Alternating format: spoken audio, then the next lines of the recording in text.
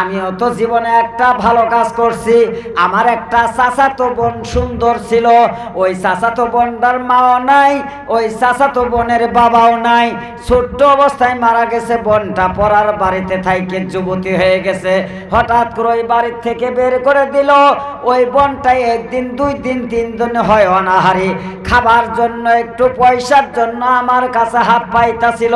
তখন আমি সুযোগ বুঝে ওই বোনটাকে বললাম, তুই যদি আমার সঙ্গে প্রেম করিস, মহব্বত করিস, তাহলে 10 টাকা 100 টাকা কেন, 1000 টাকা আমি তোকে দিব। আমার ওই চাচাতো বোনটা পেটের দায়ে ইজ্জত লুটানোর জন্য রাজি হয়ে গেছে। যেই দিন আমি ওই বোনের কাছে গেলাম, তার বুকের উপর বসার অবস্থায় ওই বোনটা 2 চোখের পানি ফেলে বলল, ও আমার চাচাতো ভাই, দুনিয়ার জমিনে আমার বাবা নাই রে, আমার জনম দুঃখিনী মা নাই, আমি কামাইও করতে পারি না, যার জন্য পেটের দায়ে তোমার কাছে কয়টা টাকার সওয়াল করলাম। এই জিনিসের সুযোগ বুঝে আমার ইজ্জত কেড়ে নেওয়ার জন্য তুমি যে আমার বুকের উপর উঠছ, তুমি ওই আল্লাহ দেখে ভয় করো। তোমারও তো নিজস্ব বোন আছে, তোমার মা আছে, যেই মায়ের গর্ভ থেকে তুমি জন্ম হয়েছো, যেই মায়ের গর্ভ থেকে তোমার বহিন জন্ম হয়েছে, তোমার কি মা নাই, তোমার কি বোন নাই? তোমার মায়ের যেমন ইজ্জত, আমার সাথেও তেমন ইজ্জত। এই বলে যখন বোনটা 2 চোখের পানি ছেড়ে দিয়েছে, আমি আল্লাহর হস্তে কান ধরে আর আমি খারাপ কাজ আমি আর যাই নাই। বোনের হাতটা ধরে ওই জায়গায় তওবা করে আমার যা টাকা পয়সা ছিল আমি বোনকে দিয়ে দিছি। আর বলছি, বোন রে, এই কথা কারো কাছে আর বলিস না, জীবনে আর খারাপ কাজ করব না।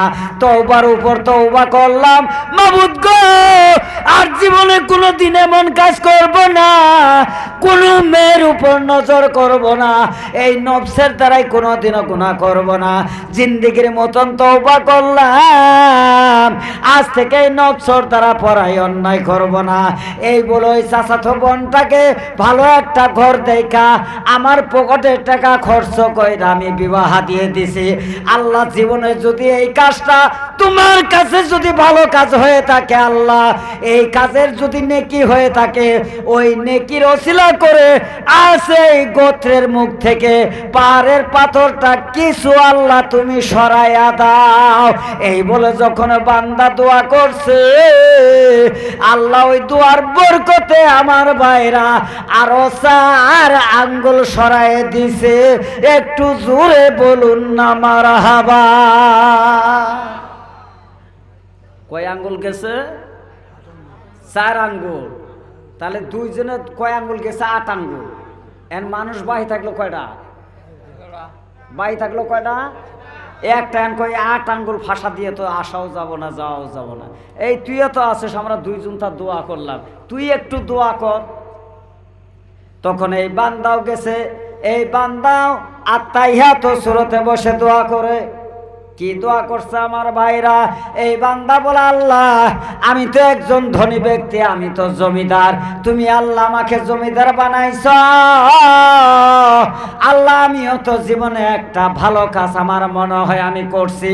আমার ভাইরা ওই বান্দা আল্লাহর কাছে মুনাজাত করে বলে, আল্লাহ আমার বাড়িতে একজন হাজিরা কাম দিয়েছিল, ওই হাজিরা কামলাটা সারাদিন কাম করার পর সন্ধ্যার আগে তার বাড়ির থেকে তার সন্তান একটা অ্যাক্সিডেন্ট হওয়ার খবর আইলো।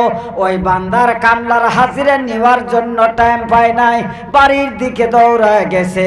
দৌড়ায় যাওয়ার পর ওই বান্দাকে আমি কত তালাশ করছি আর পাই নাই।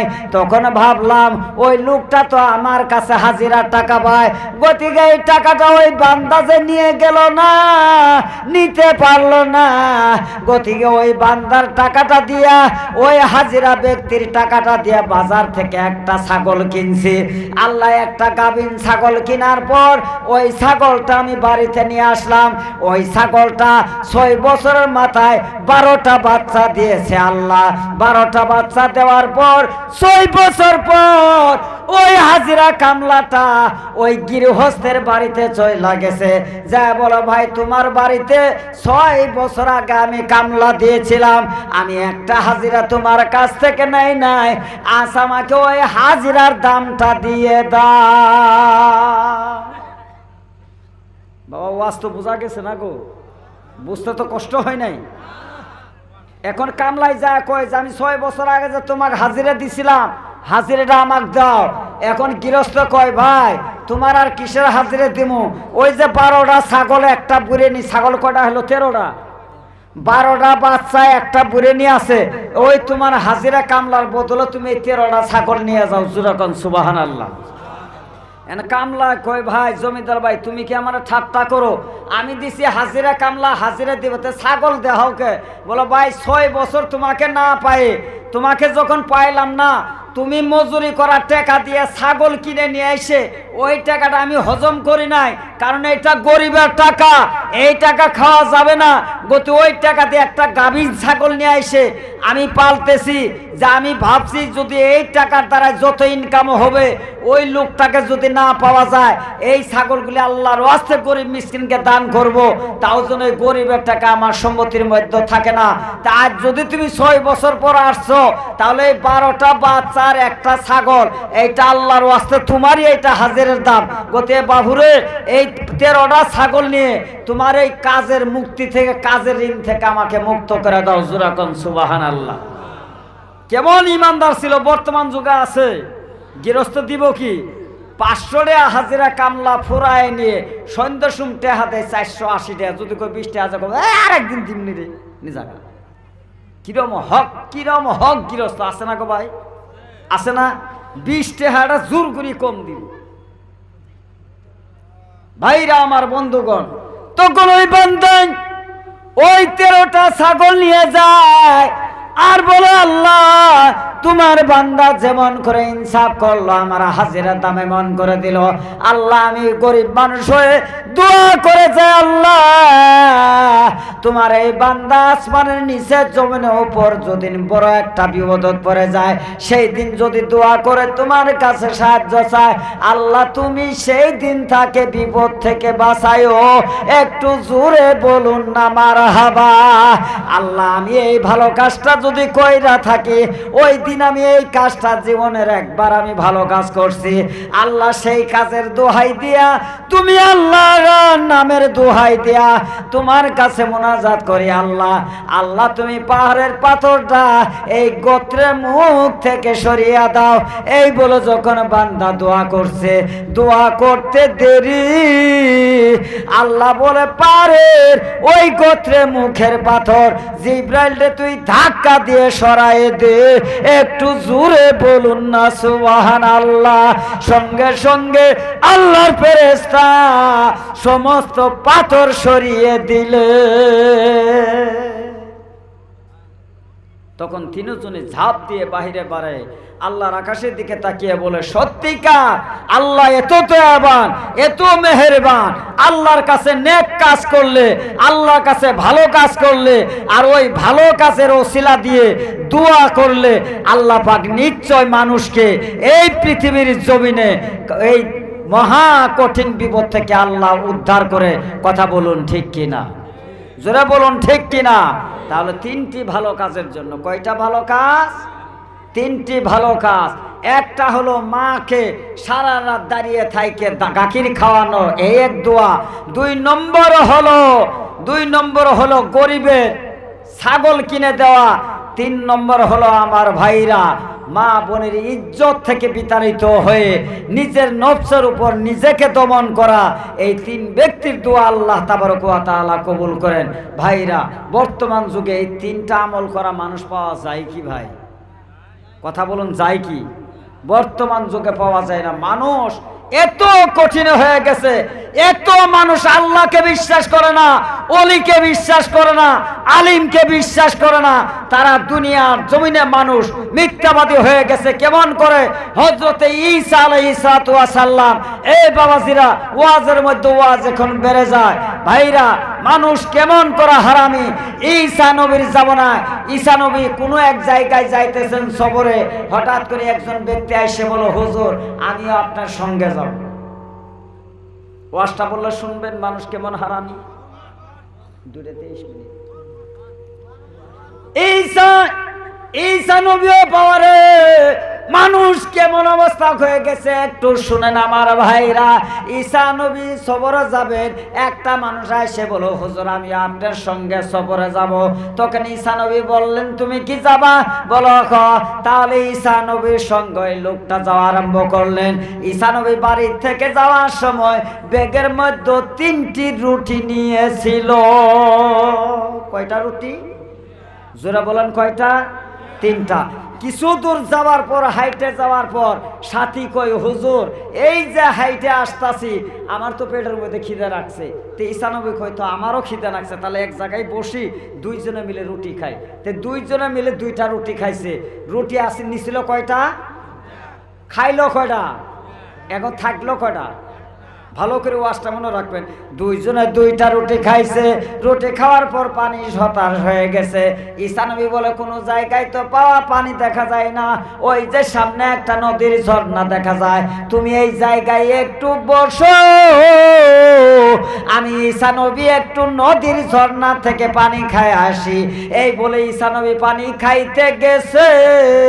পানি খায় ঘুইরা আইসা ব্যাগের মধ্যে লক্ষ্য করে দেখে ওই যে একটা রুটি ছিল, ওই রুটিটার ব্যাগের মধ্যে নাই।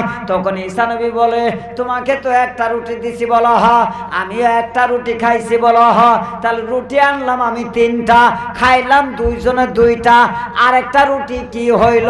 তখন তার সাথী বলো হুজুর গো আল্লাহর কসম একটা রুটি কি হয়েছে আমি জানি না। আচ্ছা নাউজুবিল্লাহ। আচ্ছা অনেক চুর আছে, কথা কোন চুর কি আছে? রুটি হইলো 3টা, দুইজনে 2টা খাইছে, তাহলে একটা রুটি কি আল্লাহর ফেরেশতা এসে চুরি করছে? ঈসা নবী কয় এই রুটি যে একটা থুয়ে গেলাম এটা কেরা খাইলো? কলো হুজুর আল্লাহর কসম আমি কাম ধরে কই আমি নেই নাই। তখন ঈসা নবী কি করলেন এইটা প্রমাণ করার জন্য ঈসা বলে ঠিক আছে তুই আমার সঙ্গে। আসার পর দেখে 2 পাহাড়ের মাঝখানে 2টা হরিণের বাচ্চা বেড়াইতেছে। সুবহানাল্লাহ। ওয়াজ লম্বা করবো না, যেহেতু আমার পিছনে ওয়াজ নাইছে 2 মিনিটে ওয়াজ আর লম্বা করবো না, খালি বোঝানোর জন্য বলতেছি। ঈসা আলাইহিস সালাম হরিণের বাচ্চাকে ডাক দিছে। ডাক দেওয়ার সঙ্গে সঙ্গে 2টা হরিণের বাচ্চা ঈসা নবীর কাছে আসছে। আল্লাহ নবী ঈসা একটা হরিণ ছাইরে দিছে, আর একটা হরিণের বাচ্চা ধরে জবাই করে ওই জায়গায় ভুনা বানায় দুইজনে পেট ভরে খায়। বলছে বলে হাড্ডি যেন খাস না, হাড্ডিগুলো এক জায়গায় জড়ো করবি। হাড্ডি যে জড়ো করছে ঈসা আলাইহিস সালাম হাড্ডির মধ্যে হাত দিয়ে বলে হে আল্লাহ কুম বিইজনিল্লাহ, আগের মতনই হরিণকে জিন্দা করে দাও। সঙ্গে সঙ্গে হাড্ডি থেকে তাজা হরিণ হয়ে ঈসা নবীর সামনে দৌড় দিছে। জোরে কোন সুবহানাল্লাহ। এটা সাথিয়ে দেখলো, এটা আচরিত ঘটনা না গো? কথা কয় না? এটা আচরিত ঘটনা না? হরিণ জব করছে, রাইন্দে খাইছে, হাড্ডি থেকে আবার ওই তাজা হরিণ দিছে, তেমন সাথীক দেখাইলো। এখন সাথীকে বলে এই সাথী বলো তো তোমার ঈসা নবী আল্লাহর হুকুমে মরা হরিণ জিন্দা করছে, তোমার কি বিশ্বাস হয়? বলো হুজুর বিশ্বাস হয়েছে। তাহলে দয়া করে একটু বলতো ওই ব্যাগের রুটিটা কে খাইছে? কথা বোঝা গেছে? তাহলে যদি তুই আমার বিশ্বাসই করছ, তাহলে এবার সত্য কথা কত, এই বেগতন রুটিটা কেরা নিছে? এবার সাথী বলো হুজুর গো কান ধরে কয় আল্লাহর ওয়াস্তে কইলাম হুজুর গো আমি রুটির কথা জানি না, দেখছেন কেমন বদমাশ চোর। এত বড় কেরামতি দেখাইলো তাও স্বীকার করে না। ভাই এহেন ওয়াজ তো এটা আল্লাহর সামনে লম্বা আছে, আমি তো এখন যাওয়ার হয়নি। শেষ করে 2 মিনিট শেষ হলো না, 2 মিনিটে তো শেষ। ও বাবা আমার ভাইজান এসে পড়ছে, আমি আর আমার ওয়াজটা আপনারা শুনেন ভাই। হ্যাঁ ঠিক আছে ঠিক আছে। আমার ভাইরান এখন আমার ওয়াজের কোনো ডিসিপ্লিন নাই, কারণ তথা রুটি খপ কইরা ধরে এখন আমি কোন দিকে যাই আমার ভাইরা কান লাগায় শুনবেন। এইবার ওই মানুষটা বলল, হুজুর গো আমি কান ধরে কই আমি রুটির খবর জানি না। ঈসা নবী বলেন তো আল্লাহর নবীরা গায়েবী জানে কিনা? যখন জানে কিনা, কিন্তু স্বীকার করে কিনা আল্লাহ ইমান পরীক্ষা করতেছে। এইবার তখন করে চল আরেক দূর যাব। আরেকটু দূর যাওয়ার পর দেখে সামনে একটা ঝর্ণা, নদী থেকে ঝর্ণা নেমে আসে, খুব গভীর পানি। তো তখন কয় যে ঝর্ণা তো বহুত পানি হবে, তো একটা কাজ কর, আমার যাই নামাজটা পায়ে দিলাম, এই যাই নামাজের উপর দ্বারা আমি ঈসার আমার হাত ধর, আমার সাথে পার হয়ে যাবি, তোর খরম পায়ে দিয়ে জুতা পায়ে দিয়ে পার হবি। আল্লাহর হুকুমে এই পানি আল্লাহর নবীকে পানির নিচে গ্রাস করতে পারে না। জোরে কোন সুবহানাল্লাহ। তখন ঈসা আলাইহিস সালামের হাত ধরলেন। ঈসা নবী যাই নামাজের উপর, নদীর উপর যাই নামাজ পাইরে পানি পার করলেন। তাহলে বলুন তো যারা চুর মানুষ তারা বর্তমান যুগে মানুষ দেখলে সত্য কথা বলতো না গো? বলতো না? তখন বললেন, হে মুসাফির, বলো তো যে ঈসা আল্লাহর হুকুমের নদী পার হইতে পারে, ওই ঈসা তোমার অন্তরে খবর জানে কিনা? তখন বলো হুজুর নিশ্চয় জানে। বলো তাহলে বলো তো তোমাকে আর একটা কেরামতি দেখাইলাম, এখনো বলো তো বাবা বেগের রুটিটা কে খাইছে? এইবারও কান্দরে কয় হুজুর গো আল্লাহর রাস্তে কিরে কাইরে বললাম বেগের রুটির খবর আমি জানি না। দেখছেন মানুষ বাবা কত হারামি, দেখছেন মানুষকে তো হারামি। লিরব্বিহি লাকানু, এত হারামি তবু আল্লাহকে দেখে ভয় করে না। দুই জায়গায় কেরামতি দেখাইছে না? এইবার ঈসা নবী কি করলেন, এক পাহাড়ের কিনারে যায়, দুই হাত দিয়ে কিছু বালু টানে। বালু টানার পর এই সাথে জিজ্ঞাসা করো হুজুর বালু টানেন কে? বলো তুই চাই দেখ বালু কি হয়। 3 জায়গা বালুর ঢিপ করছে, করে ঈসা নবী হাত দিয়ে ফুঁক দিছে, এই 3 জায়গার ঢিপ 3টি সোনার টুপলা হয়েছে। যখন সুবহানাল্লাহ। কয়টা সোনার টুপলা? কয়টা? 3টা। এখন কয় এই 3টে সোনার টুকরা 3 জনকে দেওয়া হবে। এন সাথে কই হুজুর মানুষ হলাম 2 জন, দিবেন 3 জনে, আরেকজন তো নাই। কথা বোঝা গেছে? তখন কই হুজুর মানুষ হইলাম 2 জন, আপনি আল্লাহর নবী ঈসা আর আপনার সাথে আমি 2 জন, আপনি সোনার টুকরা বানাইলেন বালু দিয়ে 3টা। আল্লাহর নবী ঈসা দেখেন কেমন টেকনিক খাটাইছে। ঈসা নবী বলে আমার জন্য 1 ভাগ, তোমার জন্য 1 ভাগ, আর রুটি যাই চুরি কইরা খাইছে তার জন্য আরেক ভাগ। কথা বোঝা গেছে? এই বাবা যারা কথা বুঝছেন, তখন এই মনে মনে কয় হাই রে, মুসমুস করে এই সুরা হাসে। ঈসা নবী জিজ্ঞাসা করে বাবা তুমি হাসো কেন? কল হুজুর গো আমার মতন কভালার কারণে। বলে কে? আমার ভাগেই তাহলে 2 ভাগ পড়বে। ঈসা নবী কইতে তো সুর এখন ধরা পড়বে। ওই বান্দা কই তুমি এত হাসো কেন? বলে আমার ভাগে 2 ভাগ পড়বে। বলে কেমন করে? বলো হুজুর গো 1 ভাগ আপনার আর 1 ভাগ আমার। আর একটা কাক দিবের চাইলেন, বলে যাই বেগে রুটি চুরি করে খাইছে। বলো হুজুর গো সত্যই যাই চুরি করে খাইছে তারে দিবেন? বলো তাহলে ওই বেগে রুটি তো হুজুর আমি চুরি কইরা খাইছি, তাহলে সোনার দলাটা আমারই দেন। বাবারে দেখেন দুনিয়ার মানুষ কত লোভী, লোভের ছুটে নবীর কাছেও মিথ্যা বলে। জোরে কথা বলেন ঠিক কিনা? আল্লাহ নবী ঈসা কয় যে 2 ভাগকে তুই 3 উড়াই না গা, কিন্তু তোর তো বাইর করলাম, তুই কত বড় মুমিন বান্দা। কথা বোঝা গেছে ভাই? কত বড় মুমিন বান্দা। তখন ঈসা আলাইহিস সালাম এই 3 টুকলাই ওরা দিয়ে তুই ঈসা নবী গেছে গা। তখন এই ব্যক্তি কি করছে, 3 টুকরা নিয়ে ওই জায়গায় বসে আছে, 3টা টুকরা নিয়ে বসে আছে। ঈসা নবী যাওয়ার সাথে ওই পাহাড়ের জঙ্গলের ভিতরে 2 জন ডাকাতি করার জন্য ঘুরতেছে। লোভেই পাপ, পাপেই মৃত্যু। কথা বোঝা গেছে ভাই? আল্লাহ নবী ঈসা 3 টুকরা দিলেন, দিয়ে তিনি চলে গেলেন, বলে তুই আর আমার সাথে যাওয়ার ভাবি নে, এই সোনার টুকরা নিয়ে তুই থাক। তো ওই ডাকাতেরা ঘুরতেছে, কার কাছে ডাকাতি করবে। হঠাৎ করে ঘুরতে ঘুরতে দেখে যে জঙ্গলের মধ্যে একজন ব্যক্তি 3 টুকরা সোনা নিয়ে বসে আছে। এই 2 ডাকাত এসে কয়, এরে মাইরে ফেলায় যদি সোনা টুকরা 3টা নিতে পারি, তাহলে তোর হবো 1.5টা, আমার হবো 1.5টা। ই তো দিশে পাইছে, রে আমার তো জীবনে মারবো, নবীর কাছে মিছে কথা কয়ে টুকরা নিছি, ই তো আমার জীবনে মারবো। তখন কয় যে ভাই আমার মারো আর যেটাই করো, আমি আর সারাদিন ধরে না খাওয়া, আমার বাজার থেকে কিছু একটু খানা নিয়ে আসি, খাওয়াও, খাওয়ানি পরে তুমগরে 2 ভাগ দিব, আমি 1 ভাগ নেবো, তাও আমার জীবন বাইরো না। তখন কি করছে, এই 2 জনে বুদ্ধি করছে, বলে বাজার থেকে একজন রুটি আনবে, যাওয়া বাজার থেকে রুটি আনো, আমি এর সাথে থাকি, কিছু সোনার টুকরা নিয়ে যেন পলাইতে না পারে। ও বাবা দেখেন লোভ কেমন করে লাগছে। এই যে ব্যক্তি বাজারে গেল, সেই ডাকাত, এই ডাকাত বাজারে যায় বুদ্ধি বের করছে কি, যে আমি যে রুটি কিনবো, রুটির মধ্যে আমি বিষ মিশাবো। এই বিষালা খাদ্য নিজে যদি খেলে ওরা 2 জন মারা যাবে, 3 টুকরা সোনা আমারই হোক। এই দিকে এই 2 জন আবার বুদ্ধি করতেছে যে বাজার থেকে যখন ওই রুটি নিয়ে আসবো, আসার সাথে ওরা ধৈর্য ডেগার মেরে মাইরে ফেলামো, যে সোনার টুকরা থাকবে আমার 2 জনের থাকবে, আমি নেবো 1.5টা, ওক দেবো 1.5টা।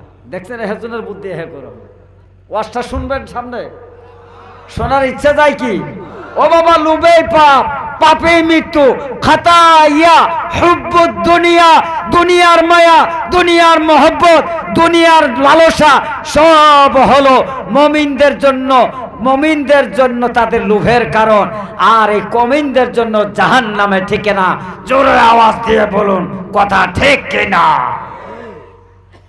এখন বাজারে যে ব্যক্তি গেছে 3টা রুটি নিয়েছে, ওই রুটির মধ্যে বিষ মিশায় নিছে। আমার ভাইরা খুব আনন্দের ছুটে আসতেছে যে এই বিষ মিশানো রুটি খাওয়ার সঙ্গে সঙ্গে তারা 2 জন ছটপটায় মারা যাবে, আর সোনার টুকরাগুলি আমারও হবে।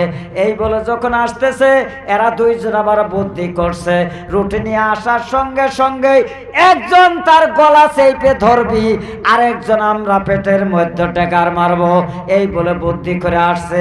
যখন রুটি নিয়ে এই ডাকাতটা এই 2 জনের কাছে পৌঁছে গেছে, আমার ভাইরা একজন থাপ দিয়ে গলা ধরছে, আরেকজনের পেটের মধ্যে ডেগার মারছে, সঙ্গে সঙ্গেই মরে গেল। মরে যাওয়ার পর এখন এই 2 জনে পরামর্শ করে, সারা দিন থেকে আমরা 2 জন না খাওয়া, এই বেচরা যে রুটি আনলো, রুটি আগে পেট ভরে খায় নেই, খাওয়ার পর 3 টুকরা সোনা ভাগ করব। এক তো মারলই, এই তো শেষই। এর মারার পর আর হাত মুখ ধুয়ে আইসে 2 জনে 2 রুটি 2 জনা খাইছে। খাবার কিছুর সময় পর তিত্তির এক ধরছে গলা, ভাই বিষটা ধরবো না গো? ধরার পর হুয়া করে বমি বমি করে, ও বাবা রে, এই রুটি খাওয়ার পর যখন সমস্ত শরীরের মধ্যে বিষ লাগে গেছে, ওই সোনার টুকরার উপর 2 জনের মাথা রাইখে 2 জনও তেনারা মরে গেছে। আমার ভাইরা তাহলে একদিকে মারা গেল, ডাকাতের আঘাতে মারা গেল একজন ডাকাত, আবার ওই বিষ পান করে মারা গেল এই 2 জন, এই 2 জন মারা গেল। আমার ভাইরা 3 টুকরা সোনার উপর 3টি মুর্দা লাশ পড়ে আছে। হঠাৎ করে ঈসা নবী একদিন পর ওই রাস্তা দিয়ে আবার যাইতেছে, যাইতেই দেখে হাই রে, একজনকে 3 টুকরা সোনা দিয়েছিল, এখন আইসে দেখে 3 টুকরা সোনার কাছে 3 জন ব্যক্তি মার্ডার হয়ে ময়রা গেছে। তাই ঈসা নবী ডাক দিয়ে দেশের মানুষকে জানিয়ে দিল, এই দেশের লোক তোমরা শুনে নাও, লোভে পাপ, পাপে মৃত্যু, আল্লাহকে দেখে ভয় করো, নবীদের কাছে কোনোদিনও তোমরা মিথ্যা বলো না, আর মিথ্যা বলো না। দুনিয়ার লোভে, কোনোদিনও সম্পত্তি লোভে কারো কাছে, আল্লাহর নবীদের কাছে মিথ্যা বলো তোমরা দুনিয়ার জমিনে তোমরা পাপ কেটারে নিও না, কারণ পাপ মানুষের কাছে আছে মৃত্যুর কারণ হতে পারে। আজ আমি নিজের চোখে দেখলাম রে, 3 টুকরা সোনা একজনের জন্য আজ যাওয়ার বেলায় 3 জন মানুষ দুনিয়ার লোভে মার্ডার হয়ে গেছে। আমার ভাইরা, আমার বন্ধুগণ, তাই লক্ষ্য করে দেখেন বর্তমান যুগের মানুষগুলি এমন লোভে আছে কিনা? জোরা কথা বলুন, আছে কিনা? তবে ভাইরা, সেই লোভ ছাড়েন, সেই মিথ্যা ছাড়েন, আল্লাহর হক নামাজ আদায় করেন। আল্লাহ তাবারক ওয়া তাআলা বলেন, এই বান্দারা, আস-সালাতু মিফতাহুল জান্নাহ, নামাজ হলো জান্নাতের চাবি। যারাই নামাজ পড়বে ওই ব্যক্তিকে জান্নাতের চাবি দেওয়া হবে। চিৎকার দিয়ে বলুন সুবহানাল্লাহ। তাহলে নামাজ ছাড়া জান্নাতে যাওয়া যাবে? আওয়াজ দিয়ে বলুন, যাওয়া যাবে? যাওয়া যাবে না। তাই আল্লাহ পাক বলেন, এই বান্দারা সেই নামাজ কায়েম করো, আমি আল্লাহ পবিত্র মুখের দ্বারায় তোমাদেরকে সংবাদ দিলাম, ওয়া বাশশিরিল্লাযীনা আমানু ওয়া আমিলুস সালিহাতি আন্না লাহুম জান্নাত। জোরে বলুন সুবহানাল্লাহ। আল্লাহ বলে, বান্দা নামাজ পড়ো, নামাজ পড়ো, আমি আল্লাহ খুশি করে জানিয়ে দিলাম, ওয়া বাশশিরিল্লাযীনা আমানু ওয়া আমিলুস সালিহাত, তাদেরকে সংবাদ দিলাম, আমানু যারা ঈমান আনছে, আমিলুস সালিহাত যারা নামাজের ভালো কাজ করছে, নামাজ 5 ওয়াক্ত যারা কায়েম করছে, আন্না লাহুম জান্নাত। আমি আল্লাহ বললাম রে, যে ব্যক্তি নামাজ নাকি কায়েম করছে, ওই ব্যক্তি যত বড়ই গুনাহগার হোক না কেন, তার নামাজ কবুল হওয়া না হওয়া আমি আল্লাহর কথা। ওই বান্দা নামাজ পড়ার জন্য আমার জান্নাত তার জন্য ওয়াজিব করে দিলাম। আর একটু জোরে বলুন না সুবহানাল্লাহ।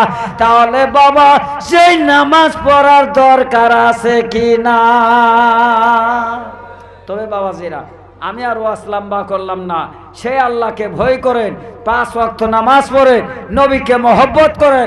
আমি হাদিস পড়ছি, লা ইউমিনু আহাদুকুম হাত্তা আকুনা হাব্বা ইলাইহি মিন ওয়ালিদিহি ওয়া ওয়ালাদিহি ওয়ান নাস আজমাইন। যতক্ষণ পর্যন্ত একজন মুমিন পরিপূর্ণভাবে নবীকে ভালো না বাসবে, পূর্ণাঙ্গ মুমিনও হতে পারে না।